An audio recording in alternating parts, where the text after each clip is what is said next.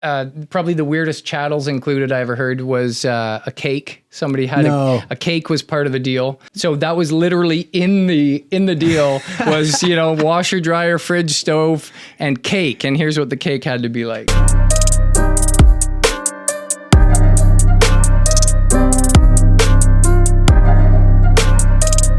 Welcome to another episode of Here We Grow. I'm Pat Nadell with the Real Estate Group, and today I'm super pumped to have my good buddy Jordan Beckwith from you're actually the first one to not be from this big brokerage on the back here. So nice. I was happy to have a rock star like you on. So thanks for coming on. Well, thank you for the invite. Yeah, we're hopefully gonna have some fun today. Let's start off with the basics. What got you into this crazy industry we call real estate? Well, I was working for Hydro One as a meter guy for about 10 years, contractor. So I wasn't full-time with the company. So it was one of those things where I'd work 8 months, typically 8 months a year, and then we'd get laid off in the winter and back in the spring. So my goal back then, because that's a good company to work for. Yeah, obviously. My goal was to land a full-time gig there, right? So in 2017, when we got laid off, we were off for 4 months, and then we were expecting the job postings to come out like they always do in April. And we get a notice instead that says, hey, by the way, your jobs aren't coming back this year. So it was like, that would have been nice. Feeling, yeah. That would have been nice to know 4 months ago, you know what I mean? Mm-hmm. So I just thought, man, what can I do? And I had no idea what to do. So I had done different things when I got laid off. If it was an extended layoff, anything I'd do. I thought, yeah, I can run an excavator. So I'd go and run an excavator for people and stuff like that. So anything, right? But this time I just thought, this is time to pivot into something else. Right. So I went down to the employment center there and just said, hey, like, what are some options? And they ran me through this, like a ton of questions, like 150 questions. And it was anything from, like, on a scale, how would you like to do a job where you work with kids every day? And then it was the scale of, I'd love that, to, I'd be okay, to, would absolutely dread doing something like that, right?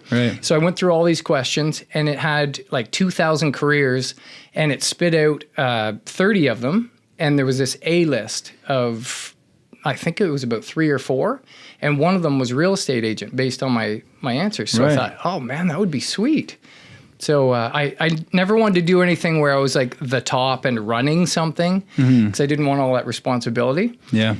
But having your own business and doing that stuff, I know there's a lot of that. But that's kind of what led me to the real estate side of things. That's cool. That's something that I hadn't even thought of, and obviously my decision was kind of made for me because we were talking about this before. But like, my dad's been in the business for 20 some years, so.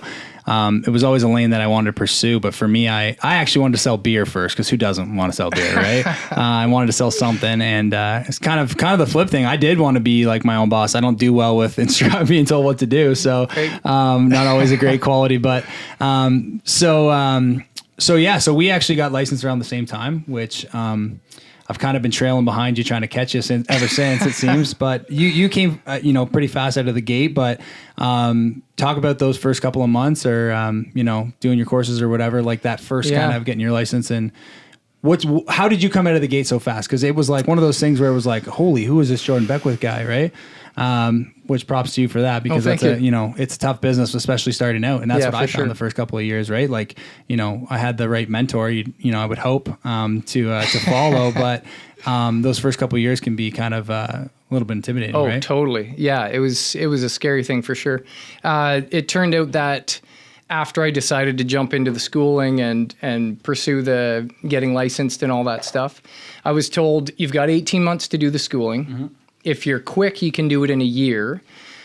Just after that, I ended up getting back into hydro they had a 4 or 5 month stint there that wasn't expected. So I ended up working full time, books basically glued to me. You and I go to the gym together, and it was like I'd be doing a set at the gym, and then I'm right back into my book, right? Yeah. So I've just carried it with me everywhere. Lunch breaks. I'm doing my studies as well too. Right. And so I was doing all that. And so anyway, I ended up getting all my courses done in 8 months. getting licensed, and it was perfect timing. So yeah, from there, quick. yeah, from there it was just terrifying because you're like, Yeah, because I mean, coming from an industry where you weren't doing sales before, right? yeah. Had you done sales before? Or Well, is this brand new? Yeah, so I'm number 5 of 7 kids. Yeah. And we've never seen our mom or dad go to work for anyone else. Mom's running the house, Right. and our dad had investment real estate. He was a landlord, always dragging us to renovations and all Right. that fun stuff. We grew up kind of it is a farm, but my wife likes to joke and say my dad farms cars instead of Right. animals and stuff. So that kind of a country setting. Right. Cool. And so, yeah, we were always raised to work hard. We were around real estate a lot. So all of my siblings, we all own investment properties too. Right. So it wasn't one of those areas where it was totally, foreign to us.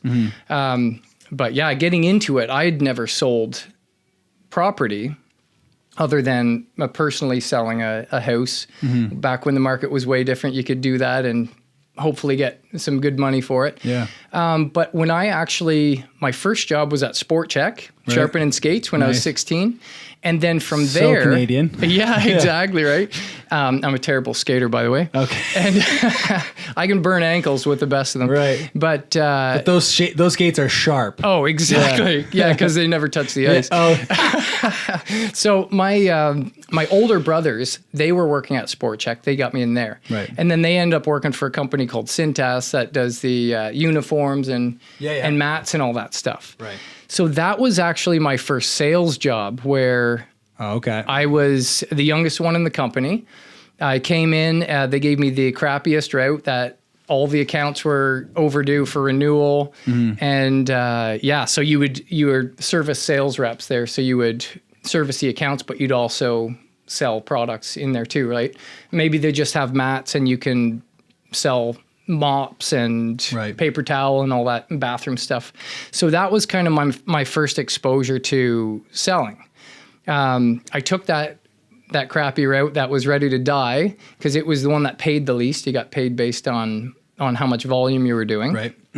And it was cool because they would pay you, let's say it was $100 a week account that you're servicing. If you renew that contract for 5 years, they would pay you 2 to 1. So they'd pay you $200 one time on your next paycheck. Right.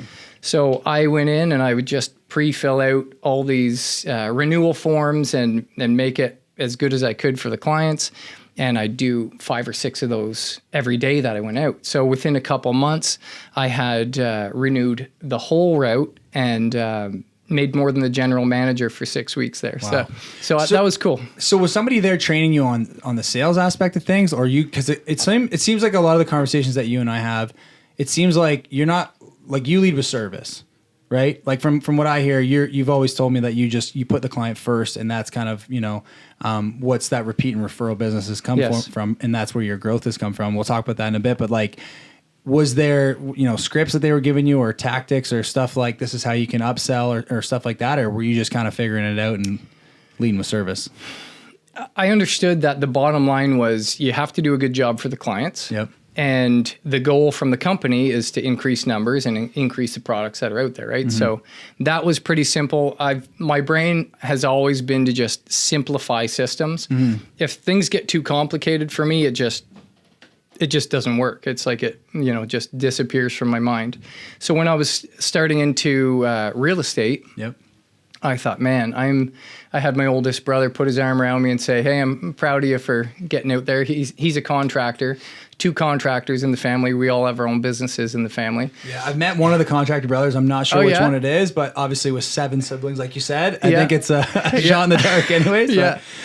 So that's basically, I thought he puts his arm around me and says, I'm proud of you for getting out there and getting into the public and starting your own business and stuff like that. And kind of gave me that reminder of, hey, if you hurt our reputation, I'm going to bust your knees. Right. So Nice. yeah. So yes, sir. You know, so that's how we've been raised too, is to have that reputation for serving people well rather than taking advantage of people would be the opposite, I guess. Right. So that's why when I was getting into real estate, I thought, man, I can't just I can't just get licensed and then hit the trail and make mistakes and my clients pay for it. Yeah. I don't want that learning curve where it's like, oh shoot, thanks for trusting me and thanks for putting up with me. Yeah. So while I was working full-time at Hydro, schooling full-time, I also was coaching from Los Angeles with a coach there. And the reason I chose that coach was, for one, Los Angeles is a very intense market. So Yeah. if you're not doing well there or cutting edge there, nobody's going to pick you as their agent, right? Mm-hmm. But another thing I liked about him was, rather than saying, hey, here's how to build a real estate business and be a big shot, his focus was run everything you do through, here's how to get top results for your clients. Yeah. So I saw that as a massively different angle, and I thought that's how I've been raised. Yeah. So you can do, go out, work for people, crazy busy days, as you know, Yeah. and then go to sleep and you feel good about everything because you've done well for everybody, right? And that's sometimes a lot easier said than done too in this business, yeah, right? So, totally.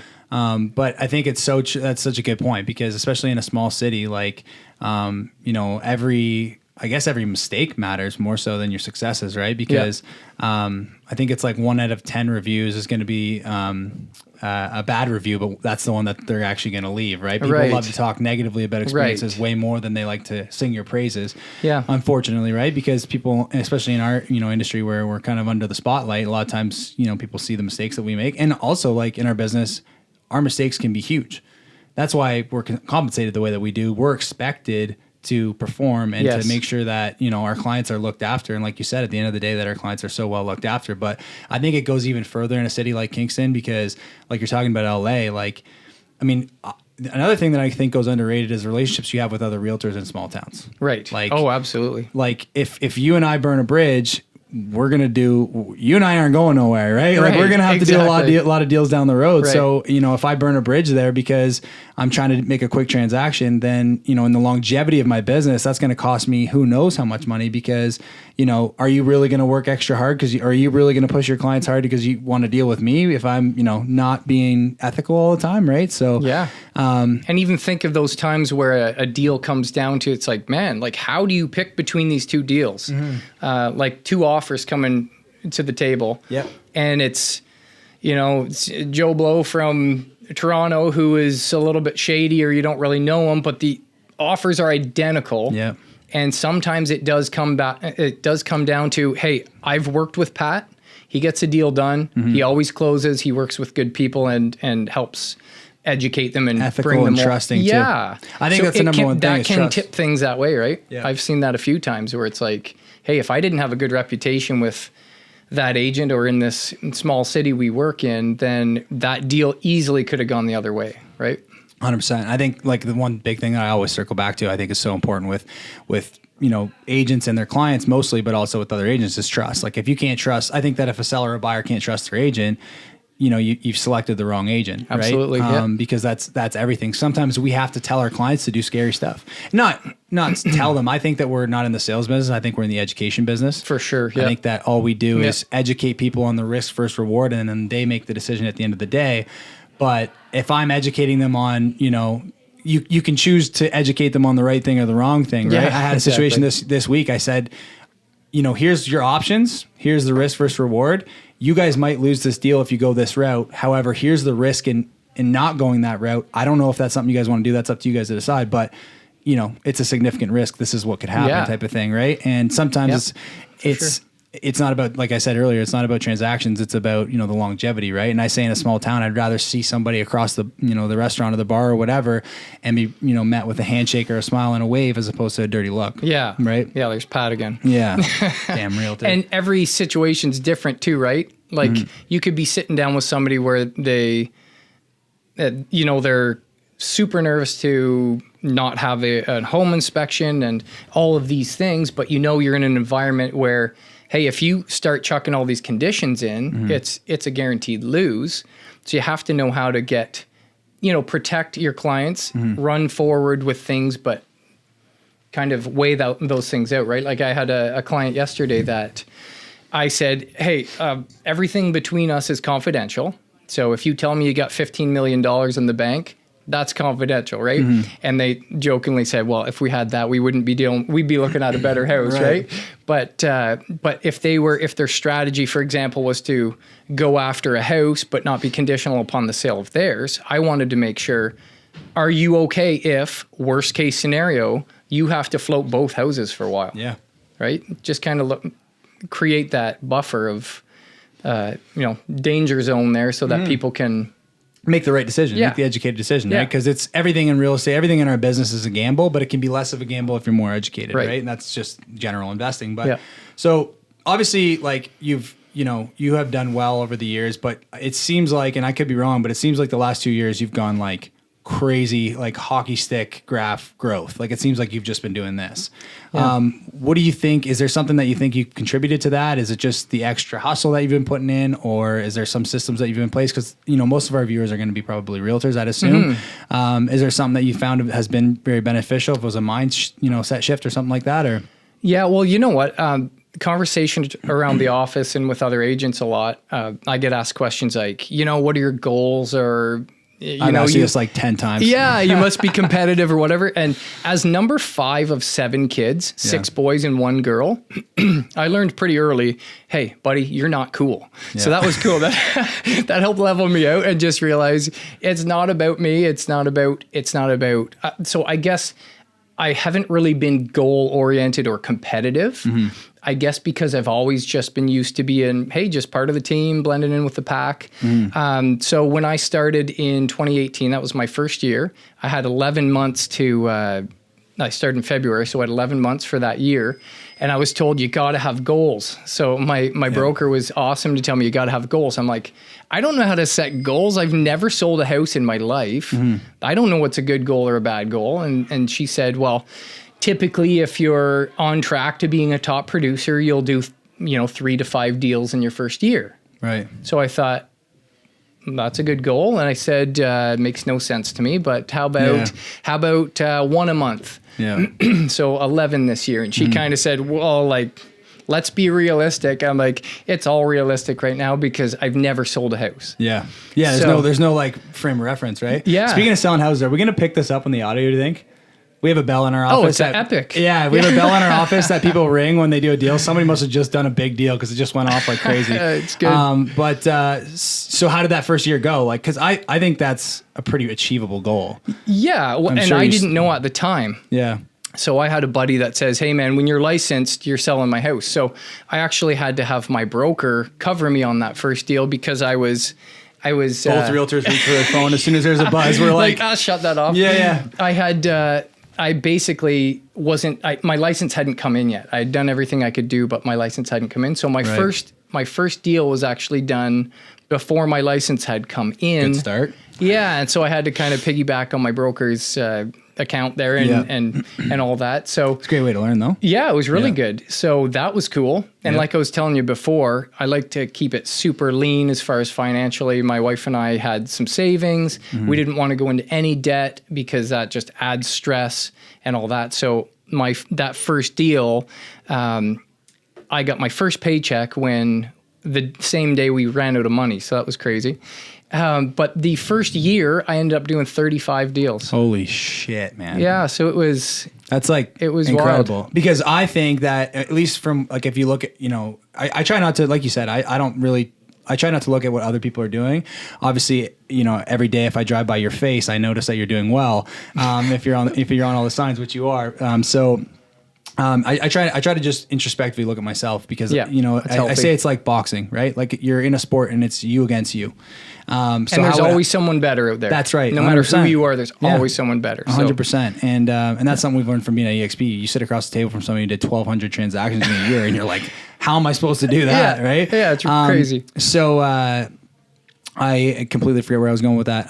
So to be a top, but from what I gather, I mean, especially if you just run like what GCI ends you up at, if you're doing somewhere around 40 deals, like that's got to be where the top, I don't even know, maybe 10, 15 agents in our city are probably doing. So you were right there year one, which is pretty wild. So like, and with real estate, it gets better with years too, right? Yeah. Because you build that confidence in the city. And, remember getting your first call of like somebody who had you sold a house to, and then they're calling you back and you're like, oh, you just want to do business with me? I don't have to go and do the dancing monkey thing where I try to earn your listing. It's like, you just already trust me? Well, that's cool. Yeah. Year 3, it took me like 3 years till referrals started popping in. And it was like, it's wow. a huge difference. I mean, like you almost go into shock in those first years, kind of like even with as busy as I was the first year, there are certain times of the year where it's just not busy, you know, like you're in the winter going, oh shoot, where's the next deal coming from? Was that just beginner's luck? And now everyone's forgotten about me and I've got nothing to do now. But it's kind of cool. I'm in my 5th year now. Second year I did 71 deals. Holy hell. Third year I did 111. Last year I started, I'm not sure if you've ever heard of the rest run cycle. Buffini talks about that. Okay. And there was this guy who did, I won't get into the whole thing, but he was basically 6 years in a row, the Iditarod, I think it's called, like the dog sledding race. And like the world championship was like 21 days to do this, however hundreds or thousands of miles with dog sleds. And he was killing it by like 6 days. He was 6 days ahead of the second place guy. Wow. And they said, like, how are you doing this? And he basically said, all the other teams were like picking dogs and dogs were dying in training. They would run them so hard and they're just left with the strongest dogs. But dogs are dying in training and all that. All his dogs, he would rest them and they just couldn't wait to run. So he'd start with rest and then he would, you know, rest was the most important thing. And these were the happiest dogs, healthy. So I thought, man, that is such a cool concept. So that, third year, I started with, you know what? It's already not very busy in the winter. Yep. I'm going to do just kind of lay quiet. And if somebody's asking me to help them here, list a property, happy to do it. But I'm not pounding for business or anything like that. So I took that 3 months. First 3 months, I did 6 deals. And then by the end of that year, I had done 108 deals that year. Wow. So that first 3 months felt like I was retired, basically, compared to the rest of the year, right?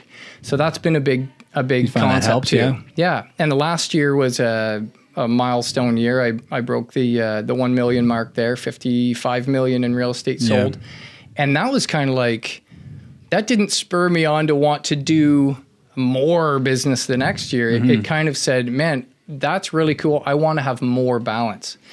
I think that's really cool because I think that's something that I definitely struggle with is like this internal battle. And this year has been, it's funny because we're exactly the same amount of time in the year in the business, right? And it's after you go hard for that amount of time, at some point it's like, okay, well, because I would be like, I'm not happy until I hit this goal. And then I'd hit the goal and then I'd be like, okay, well, what's next? Right. And then I'd be like, okay, and I'm just constantly chasing that goal. And recently, like probably within the last few months where I finally brought on, you know, my own business manager and stuff, I've started to go, okay, well, it's okay to like be okay with the struggle and the process that it takes. And I can't, like, I shouldn't be unhappy until I hit something. I should be happy with the process and be happy that I even have the opportunity to get it back. Right. Yeah. I mean, just the fact that we get to be in this business is kind of a blessing. But how do you find, like, because I mean, obviously you're a big advocate and you've, mentioned it and stuff of rest and family time. And half the times you and I have done deals, I know you're playing with your son and stuff. Yeah. So that's cool. How do you manage that? How do you get around doing that when you're doing 100+ transactions? That's the $1 million question. I prioritize it. So if you were to look at, organization's super key.